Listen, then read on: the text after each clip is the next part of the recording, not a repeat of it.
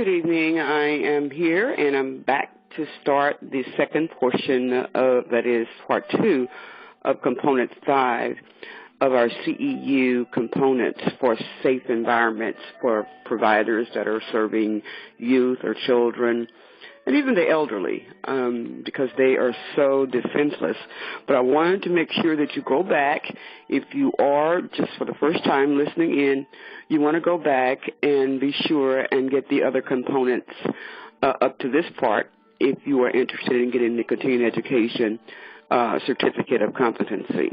And so I'm not going to stay on here very long for this component, and I do want to say component 6 is quite lengthy, as I said before, so we may be kind of breaking it in fragments as well to make sure that it don't be a whole big overload of information so that everybody can get what they need. But I want to make sure I set my timer so that I won't go over prayerfully. It's supposed to be a 45-minute session in order for you to get the, the number of credits that you need. So I'm going to set it for like 35 minutes, or something like that, to see if we can get through with it before that time or by that time, because we have so many segments that we have to go over up the road. But hopefully by June we'll be done with all of them. And then you can contact me if you're still interested in any of the policy samples or any, and the certificate of competency to get more information about that.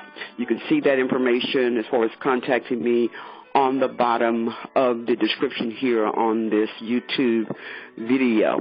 And so the last time we talked, and I want to say thank you for even having the interest for such a time as this. You can see that we are truly in desperate need to get an understanding about what we need to be doing, not just as a body of Christ, but as providers that are dealing with children and the elderly and teens, those who are serving as, youth pastors and so on.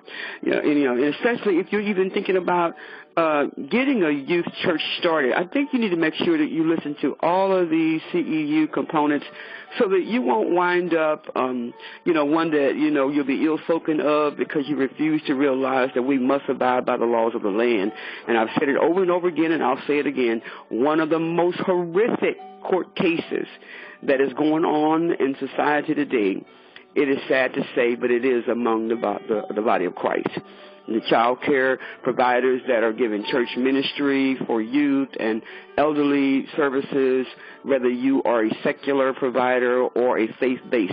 I think it's very important that you realize that physical and sexual abuse is on the all-time high, and we have got to know that we have we've just got to make some plans. That's the best way I can say. Make some plans, and I believe that the Lord is using me to get this free CEU so you can begin now making your policies and procedures that are going to be very, very clear for what you're saying and meaning, not just typing something just to have it to say you got a policy and you're not even following through with it. And so it's important that we recognize those and respond to what you're hearing and what you're seeing in relation to those that you're getting complaints about. And so the last one that we did on Component 5, Part 1, we covered several different things. And we're still looking at making this a timely response quickly about the inappropriate behavior, people that breach your contract or breach your policy, and all the evidence that may be standing very clear about a child being abused. But I want to jump right into our message tonight. I say tonight because we're in another zone possibly than where you are. But I really want to share about this part as far as record keeping.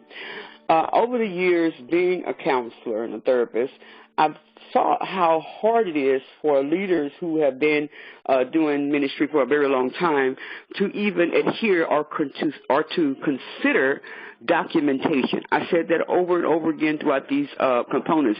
Documentation is everything. Why? Because it stands up very strong in a court of law to prove where you were, what you were doing, how you responded, what happened. And I talk about the incident reporting as well, that type of a form. If you don't have these, you need to make sure you consider getting these in place, because you're going to have these because, it's just inevitable that a child may fall and hurt themselves, or another child may bite the child, or, we got a lot of evil stuff going on. Even in the very elect and the elect kids, we find that these kids are so angry today, they do a lot of things. And it's our responsibility, if God has put them to our hands to serve them, it's our responsibility to make sure that we do all we can, that, as to when they're in our care, that we are making sure that we keep our eyes and our ears open to the cry, and making sure that we pay attention to the behaviors that a lot of these kids and our volunteers and adults may be allegedly doing, or when we hear the cry. And so it's important that you document. It's important that you hire and train. And at the end of this particular CEU of these 6 components, I will be giving you some training techniques that you can do to begin right now, setting up your own training service for your in-service and for your leaders, or those that you're considering to lead in your children's church, elderly program, or anyone who is just so innocent and can't take care, can't fight for themselves in regards to abuse or neglect or anything like that. And so I want to talk about internal records right now. You get your pen and pad ready. We are still continuing on with Component 5, Part 2, as we cover these areas that you'll need to understand for policy and procedures. We want to talk about the issues of internal records today. And so let's think about this. Although your organization, should not, as I said earlier on in number 5, Part 1, that you should not try to be the police. You should not try to investigate or look at all these allegations or suspicions about any child abuse or neglect, but you've got to make sure you report them to the authorities. See, many of us want to do all this stuff and then cause a whole lot of pain somewhere that a kid have not explained themselves clearly, or have said something out of anger to try to get the person in trouble. We don't need that even documented anywhere in the police system, because once it gets on that police record, it is very hard to get that stuff off. And so it's best to let the police come in and talk, and they'll determine whether or not they want to open a case or give you a case number. I don't think you should consider that at all. I think that you should just not start calling them, names and things like that. I think, don't do any alleged stuff, because a lot of times these people who are saying these things, it can just be blown out of total, order, or get all flow up when it's really nothing but an angry child or an elderly that's mad because of whatever they didn't get to do, or if they felt rejected or whatever. And so when you're reporting these things to the authority, then you should allow them to develop their tracking system about the allegation and any suspicions or anything like that about child abuse or, child neglect or anything like that a volunteer or an employee may be doing. And so here's a couple of nuggets I want to give you as far as internal records are concerned. The first thing you want to do, number one, is you want to include the child abuse, all the different categories or all the different information that you're receiving from that child, or, you want to make sure you take these categories from your incident reporting form. And you want to have significant issues on that form, such as physical abuse, did someone touch you, or did they hit you, and where did they touch you? These kinds of things you might want to include so you can be very, very clear about the incident. Now, these forms should be completed by the employee or the volunteer, anybody who they first learn about this, because it's very important that incident be documented, so that the abuse is going to be heard, any allegations will be observed and looked into. It's very important that you do this incident reporting. And then the second thing is you want to review the general incident reporting form to the fullest. Once they have filled it out, you want to review it to the fullest. You don't want to just take it and lay it down. You need to put it in a private place so that things can't be touched or changed on it. So you review the general general incident reporting form. Now, this particular process should be carried out only by the supervisor or the employee or the volunteer. So you don't want anybody else to touch that form, primarily the person who the incident came to or anything like that that was, that was alleged by that particular person that got the alleged information, okay? And then you want the third thing is you want to refer the child sexual abuse or the whatever type of violation against that child or adult or child, adult, or teen. You want to report this to the higher level individual within your organization. Preferably someone that's already been trained in your internal record keeping or in your internal or hiring procedures, or anyone that does investigating or anyone that takes care of all your hiring of your HR department or whatever that you would call it. And the reason for this is for the purpose of reviewing these things. That's why you want to make sure that you'll be able to review these, and then you can overlook your organization or your ministry's procedures. Now, this individual who is taking this review after the allegation has been said or, have been documented to determine, what went wrong and, and how similar the scenario could be prevented in the future, you want to make sure that you're taking these down and you're going over these based on what your policies say, and then you will then, assess to have your meeting about your internal record requirements and or policy. This way it can prevent it from happening in the future. For example, let's think about this. All you want to know is from those people that are actually giving you this information, was a policy or step in your policy not followed? Okay, so when they give you that, you want to make sure that you process that accordingly the way you did it. Because a lot of times people want to do it the way they want, the time they want, and all of that, and it just deters everything, and worst of all, it delays everything because now they look like there's gaps in what the real truth is and or the real timing of the incident. And it's also going to have a question raised as to how can your policy be modified. Maybe you might need to modify it for whatever other areas that you might need to do to prevent something in the future.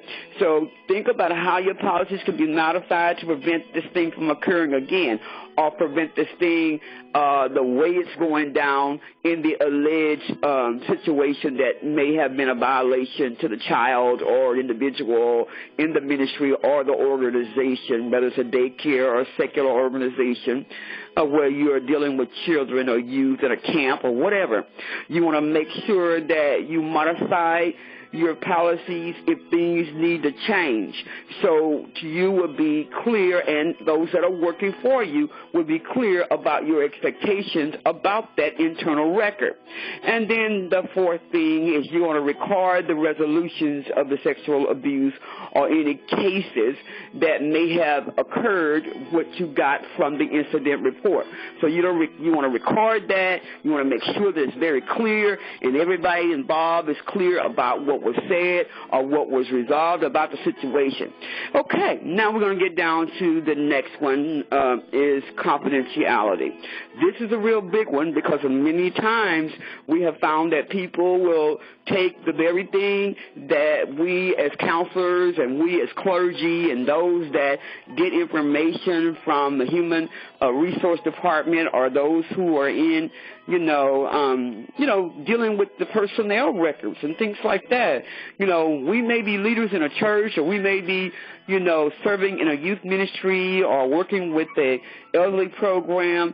But regardless, if they're serving them, you got to know that confidentiality is very important. Too often people will take information and either preach it across the pulpit, share with others within the organization or the ministry, and before you know it, so many things have changed from one voice to the next, and it's come to be something that did not even occur. It comes to be something that is not even real. They just say one person person said, oh, he bit her. Oh, did you hear about it? He bit her on her finger, and then he hit her in her back. And it didn't happen at all. It might have been a bite, but no hit in the back was even a part of it. And so I just think that confidentiality is very important because of the sensitive nature of what's happened to the individual. Because many times, if a child has been fondled, or if a child has been touched wrong, or at camp, or even by their own peers, if another child has touched that child, confidentiality, when a child comes to you and share with you that something has happened to them, that confidentiality must not be breached, because you may not be able to get anything else out of that child if they continue in your program, or you may not be able to get anything out of that adult if you share what they've shared with you for fear of their job or fear of retaliation. And so you got to be very, very careful, because it's very sensitive, especially if it's dealing with an allegation of child abuse or neglect, or being mean to the child, or just rejecting the child, or doing something emotionally to the child or to the teen, or whomever that you have ruled over. Your organization should decide in advance what information should remain private and what information can be public. You need to put that in your policies. And some of the things that you ought to consider is, what do you withhold how much of the information do you withhold, especially as it relates to the names of the potential victims, the people who got hurt, or the accused perpetrator, and the people who made the report to the authorities. You need to consider that confidentiality. You need to also consider whether or not you should decide whether to inform the community that an allegation has been made. Some people get out on national TV. Some people report to the news, something that wind up don't even be true. And so you got to make sure that you look at the confidentiality and the alleged. Just keep remembering, it's only alleged until proven guilty. And then the third thing is, you need to ensure your organization's confidentiality policy is consistent with state legal requirements. And that means you need to think about some of the things I've shared here. By law, things are confidential until it becomes an open, public, free information to the public case. And so that means everybody can know, and everybody have a right to go online and check it out, and everybody can see it in writing. So you got to know that the confidentiality is to protect not only that child and that family and the perpetrator, whoever it is, but your ultimate goal is to remember to do no more harm, and to make sure that what you're sharing is not just alleged when it's a public thing and that you have a legal right to do it, but to make sure that it's not just alleged and not a legal case, so that it has been proven guilty. Very important to know, because now you can be sued for defamation of character, because you allow this thing to go and get out of hand when it's not even really real. And then the next part of this lesson we're going to talk about is the response to the press and the community. Because sometimes, like I said earlier on, your response, as well as you yourself, discussing matters in your home, discussing matters with your spouse, discussing matters with leadership that are only alleged and have not been proven guilty, you need to make sure that you realize that once you speak to someone or take something and to have it go through the office and people there, they're going to talk to their spouses, and we don't know who their spouses are going to talk to.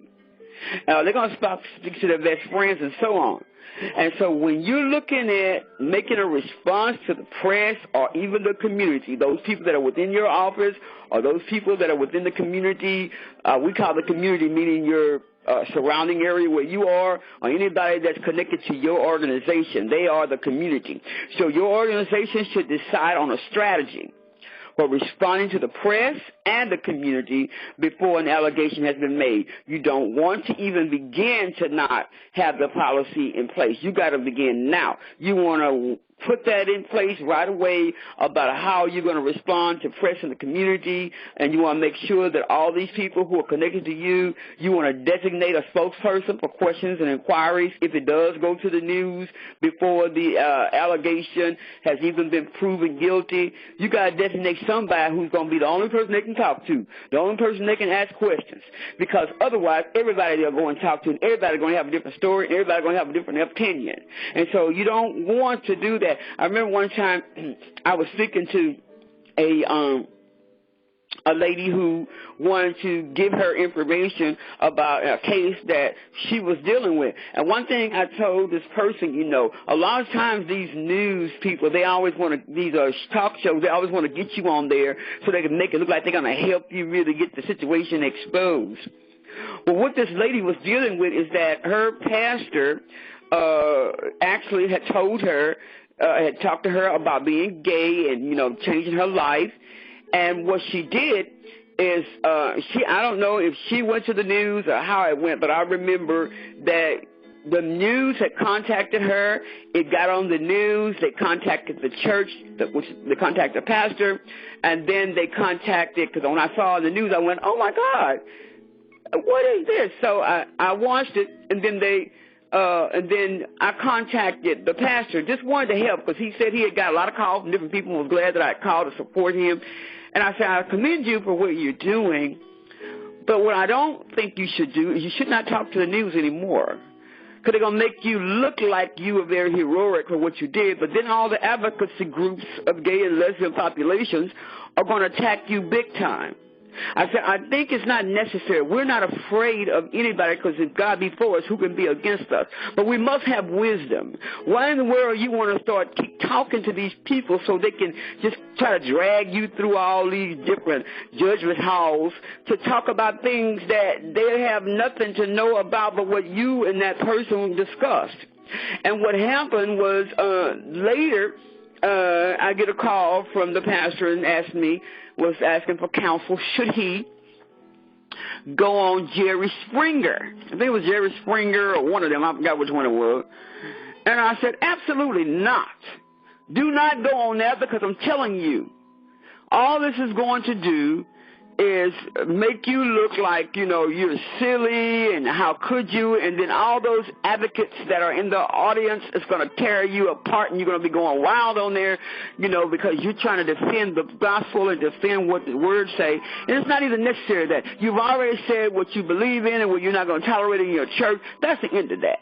I don't advise you to go on there. I don't advise you even answer if they call again. Don't even pay them any attention, because all they're trying to do is the news is trying to make a big old thing, and so is that talk show. Do not give them any ratings on you. They're not going to do anything but try to glamorize you to get you there, and then after they get you there, they're going to tear you apart and talk to you like you out of your mind, or, how could you do this, or people have a right, and so on. But thank God he did listen to me, and he did not go on. And I told him, you ain't got to appoint nobody. Simply tell them don't call no more, and you're not interested. And that's the end of it. Let them say that on the news. They're not interested, and they're not interested in entertaining that mess. And so thank God that he did listen, but I was saying that to say, you've got to have someone designated to pull this thing down so that it will not continue on, because the enemy wants to continue it so that we can look like we don't know what we're doing, or they may ask, where's your policy? And he don't have one. Lord, help us all today. So anyway, you need to have employees and volunteers go through this type of training on how to deal with the press and the community if it's appropriate for your organization. Many times people don't even have people in their care very long, but you don't understand. You still got to have a policy in place about what's going to happen if this should happen. Don't just think, they're only going to be here 2 weeks. No, you need to have a policy in place so you can bring them there. And then membership employment, alleged offenders. Now, some people have memberships, such as churches. They let them go with membership, which I don't know where that came from. Thank God I got a revelation. It's not a membership. It's a relationship. And though people call it membership, we're going to call it what it is, and we're going to act accordingly. And so because many of them join organizations or, different type of programs that require membership. So if you are part of a membership program, or if you're part of a church that uses membership rosters, and then employment of these alleged offenders, if you are employing them and they are a part of your ministry or your membership organization or ministry, then you want to make sure that you remember that an allegation of child sexual abuse this does not equate to be guilty. Just because you may have this person who in your church, if you heard that they did so-and-so, that don't necessarily make the person guilty. So you can't just say, oh, we're not hiring them. You got to do your homework. So the person that is alleged to have engaged any type of sexual abuse or violation to a child or an elderly, or any kind of behavior like that, should not be labeled as an offender of a or sexual abuser until proven guilty. So once the suspicion or the allegation has been communicated, it needs to be reported to the authorities if this is really so. And your organization must take certain steps to protect yourself and your kids that God put to your hand in your organization or your youth program or whatever that is, or your camp that is under your care. And the first decision that you must make, whether you want to suspend that person if they're working for you, or whether you want to expose that person if they came and applied to you, applied with your organization, and then the case is still open, it's up to you. But some things that you want to make sure that you recognize if this person is connected to you, or if you have hired them or allowed them to volunteer, the first thing is you want to suspend that membership. That's number one. You want to suspend the membership or the employment or the volunteering right away, immediately, especially after reporting has been given to you on that incident of all abuse or whatever, where they're talking very bad or handling the child wrong, any type of alleged information that you're receiving of that offender, whether they're on probation until the court is being resolved legally or whatever. You have to wait until there's an appeal process so that the people, if they've been found guilty of any of these things in court, then you can apply these things to your documentation, so then you can look at what's happened to that case, so you can have this formal position that you can take in regards to confidentiality and alleged abuse for those that was in your business or organization or church. You can know how to respond to somebody if they ask you about you being, you hiring them or having them in your ministry or business. And you just got to have these things in place. And then the second thing, as you're making the decision, you want to develop policies on how to deal appropriately and responsibly with alleged or convicted offenders, especially if your organization decides that it may be appropriate to revoke the membership or let them go from volunteering or being employed. Now, some of the organizations, particularly faith-based ones, are those dealing with, with youth contact, or dealing with the elderly, or, having everyday programs with children, or, if they have these alleged type of, sexual abuse or, misconduct in regards to handling a child or maybe exposing themselves or touching a child wrong, you may decide that you might want to revoke their membership. And many of them, it sends the wrong message to them. You think you're not giving them love. But you got to make sure that you protect those that God has put your hand to. So because these organizations, especially faith-based ones, they need to manage the circumstance, in a way that you got to make sure that the alleged victim or the offender may be altogether understanding regardless. You want to be very well constructed about your policy. And, this can help you deal with the situation a lot better than them just going around saying everything about you, because you can only go off what the laws of the land is showing you and what has happened and has been proven more than an allegation. And so you have to have the proper documentations in place, because people can, again, they can sue you for, accusing them as being guilty for something that they never did. Now, I want to give you a couple of things that you might want to deal with as far as, getting that constructive policy together for your membership and releasing people if they are alleged offenders. Letter A, you want to require limited access agreements in which alleged or convicted offenders can attend a worship service or an activity that does not involve youth, but may not be involved in any activities specific to youth. Okay? You will require limited access. So it's your responsibility if you're going to have it in your policy that these are things that they can and cannot do as it relates to attending the service, because we want to demonstrate love, we want to demonstrate deliverance and healing for whatever happened. But you want to make sure that they have a limited access. Sometimes giving limited access don't work, because a child could be on the way to the bathroom and they're in the foyer, and then go and touch that child. Because this is a spirit that sometimes worked on these people who are, being perverted in their minds because possibly some things that happened to them. And they just out to touch and bring harm to these babies. And then you want to think about that these individuals may also be required to attend permitted services that you would say that they can, in activities, maybe with a buddy or someone that they can be accountable to, accountability partner, or another adult who's agreed to stay with them at all times. Because, they've been with the church a long time, they've been in leadership, and maybe, it's still impending that that the law is still trying to determine whether or not if the alleged offense is really true. So maybe you need to do a buddy process. But me, myself, I'm sorry. I don't think I would have them there, regardless. They need to pretty much go home and wait till this has been resolved. I hate to speak hard like that, but it's up to you to either have a good name or a bad name by allowing people to stay in place with something of that magnitude. Now, we got to be real.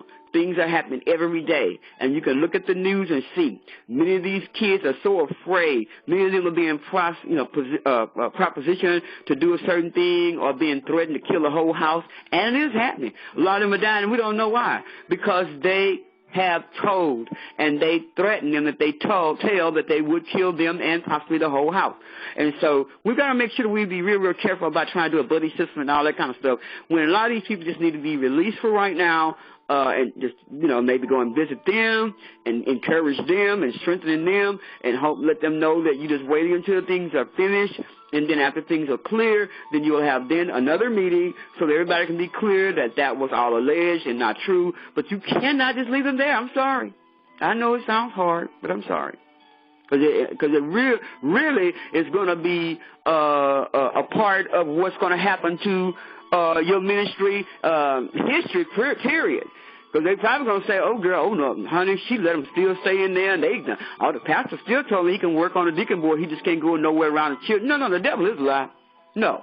They need to be removed, bottom line, until it's all done and clear, and that person even needs to seek counsel, because they've been wounded, especially if it ain't true. They need to get some counseling and prove to you that they got some debriefing counsel or something. And then the letter B.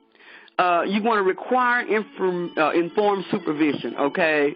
You want to require informed supervision, which means you want to make sure at least one staff member is informed of the abuse or whatever happened to that child or that adult or that elderly.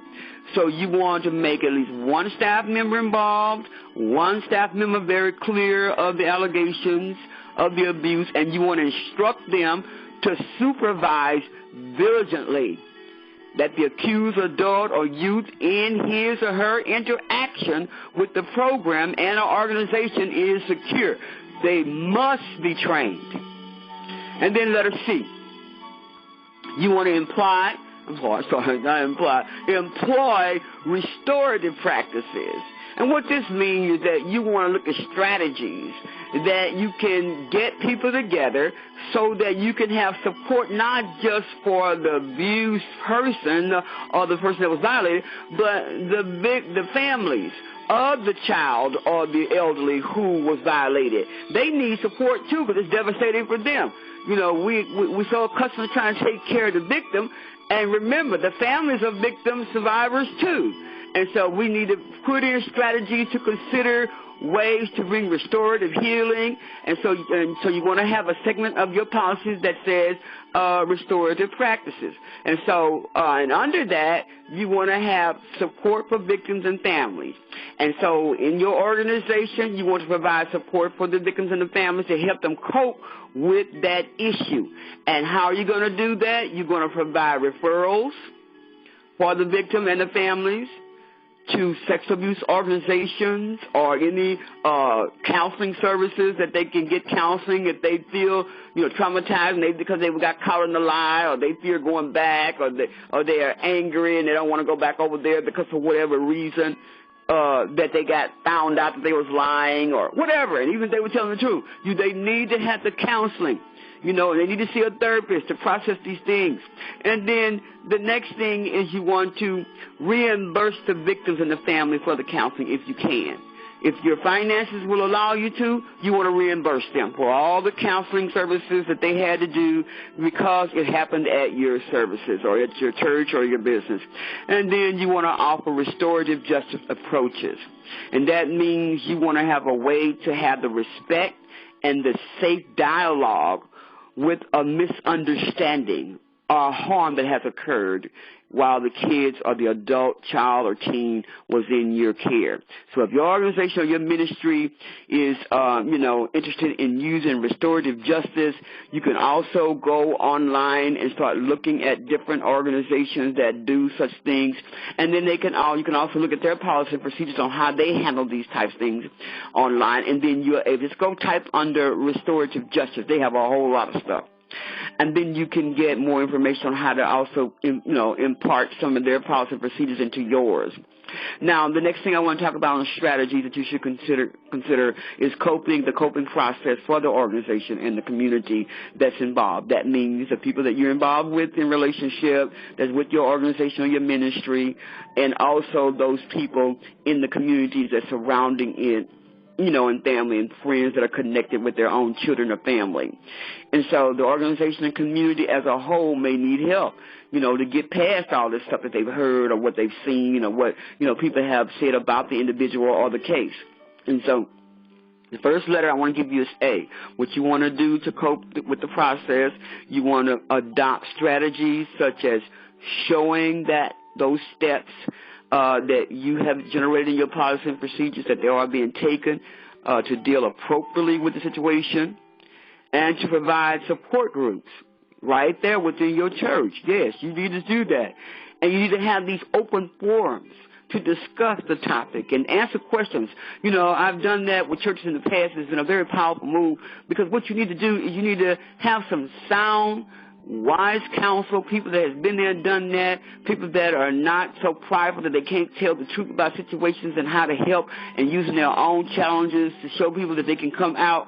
You need some strong leaders that's going to be on your panel to discuss these through a forum of issues, about what do you do when your child is still grieving from a loss of their parent, or what do you do about a child who is fearful to go outside after being abused by her teacher. Whatever that topic that you're going to do, I think it's very important that you have these question-answer sessions right within your organization or your ministry. Therefore, it's open, it's being dealt with appropriately because you're providing support right within your ministry or your organization. And then letter B. You want to adopt a policy for notifying the wider organization, that means, and caregivers, that child abuse, elderly abuse, camps and church ministry organizations that deal with church and the elderly has happened. You want to adopt that policy, and how are you going to share that with the caregivers and people like that? But before doing so, you need to determine what information is appropriate to share. You don't want to just go and do this without, sharing the right information. You need to make sure you adhere to what I was saying to you in regards to the confidentiality part of this message before you start sharing all that information. And then letter C. You want to train on how to talk to youth about child sexual abuse. You want to train your caregivers. You want to train those that are in leadership. You don't want to just tell the caregivers and then the people who are in administration don't know nothing. I never in my life seen something go, I don't know, we don't handle that. No, I believe in cross-training. I believe that I can't depend on Sandy to be here all the time. So I need to know whether or not is Miss Becky going to know some of the things that's important in regards to emergencies that Dr. Sandy knows. We need to make sure that we don't be intimidated about, others being, informed about some of our own jobs. That's the reason why a lot of places are not working, because they're too afraid to cross-train. You must cross-train those that are in very, very strategic and very, very important parts of your ministry or your organization. Lord, help us today. And then debrief. You need a debrief or offer support and counseling for reporters and bystanders. And so you want to debrief those things to those people who came to you with the alleged information, those people that are standing by, saw it or heard it. You need to debrief with them, just them alone. And I always believe in doing it alone first, individually, and then corporately. That way you can see in the spirit who's lying and who's adding to or whatever, just trying to look like they know more or so they can get more attention. Oh, the devil is a lie. So you must debrief, and offer this type of support to let them know that you're there for them. It was traumatizing to them or whatever, or they're not having a good time with it because it look like you still got the deacon here or the elder there or whatever they want to call her, the deaconess. She's up there dealing with these children. You gotta make sure because some of these people who are dealing with these children, they ain't gotta hit them. It's the way they talk to them, the way they handle them, they're pulling them around and slamming them down to sit down and squeezing their hands, their shoulders real hard and pinch them and stuff. You gotta pay attention today. Lord, I don't want to get to preaching, but you better pay attention. I thank God my kids are grown, because I believe in going and make sure that I have a little talk with those who are out of order. Well, our time is up. Thank God, I only have one more to say. And then letter E.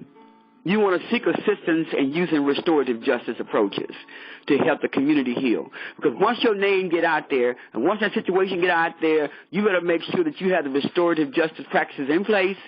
And you want to make sure that you get more than just your policy down. You want to make sure that you process this by dealing with those communities that could be within your group. When I say community, I'm talking about people that's associated with your ministry or your organization.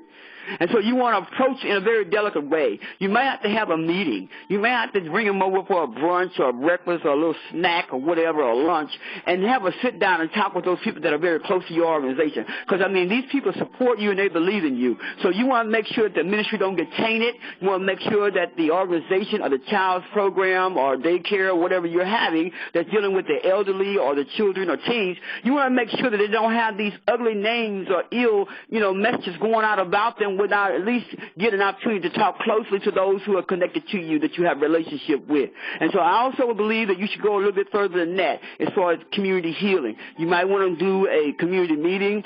Just put those people, like your city council member, and bring some people in so they can, so the people can know that you took it as far as getting your council member involved.